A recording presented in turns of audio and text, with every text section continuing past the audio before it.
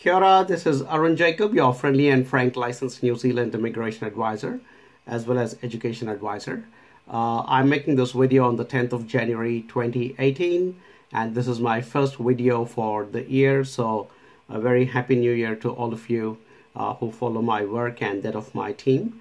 As most of you who follow our work are aware, we assist people of good quality to come to New Zealand either as direct migrants or to come to New Zealand as international students and then work towards residencies. That's the kind of work that we've been doing for many years, and it's been very fulfilling and happy to assist a lot of good quality people to come into a fantastic country like New Zealand. So that's the background. Now, because we are very active on various online platforms like Facebook and YouTube, and also through our emailing campaigns and various other places, we get a lot of queries from people who would like to seek our advice to check if they're doing the right thing and trying to migrate to New Zealand. And a lot of times I get queries from people who say that they've pretty much made up their mind, but they're kind of, that last bit is left where they're pretty standing on the wall and not able to decide whether to look left and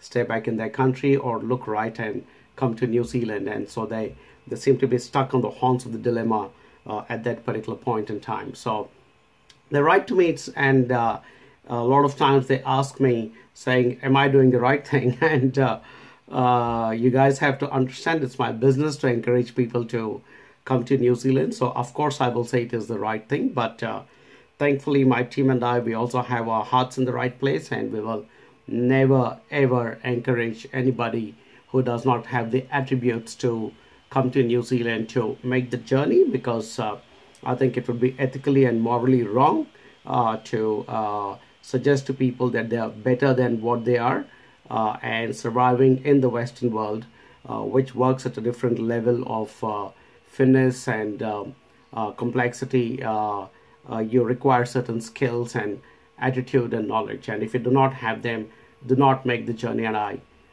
strongly request you not to risk the money, time and effort. But for those of you who have the right attitude, the right skills and the right knowledge, I would strongly encourage you to get off that wall of indecision, because the longer you stay on that wall, the more time you're losing.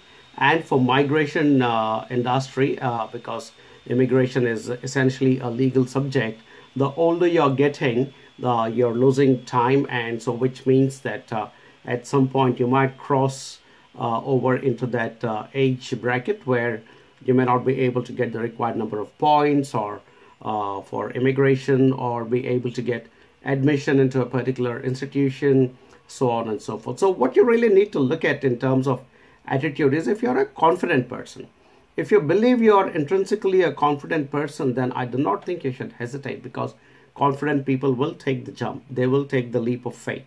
And if you're hesitating for too long, that means you lack in confidence. So you might want to work on that. Confidence, thankfully, is something that you can work on very quickly and build to a point where you believe in yourself. And so work on it and come to that level of confidence. That's number one.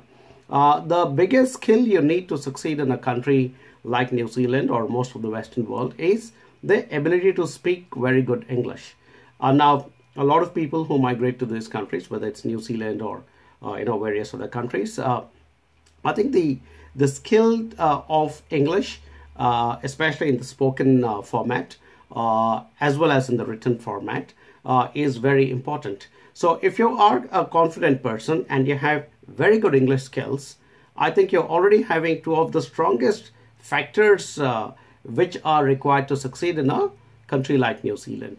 Now, how do you know whether you have the required level of skill in English? Is writing an English test like the IELTS or the PTE, and these are internationally recognized tests which tell you where exactly you stand in your skill level. So number one, do a self-analysis to see whether you're confident.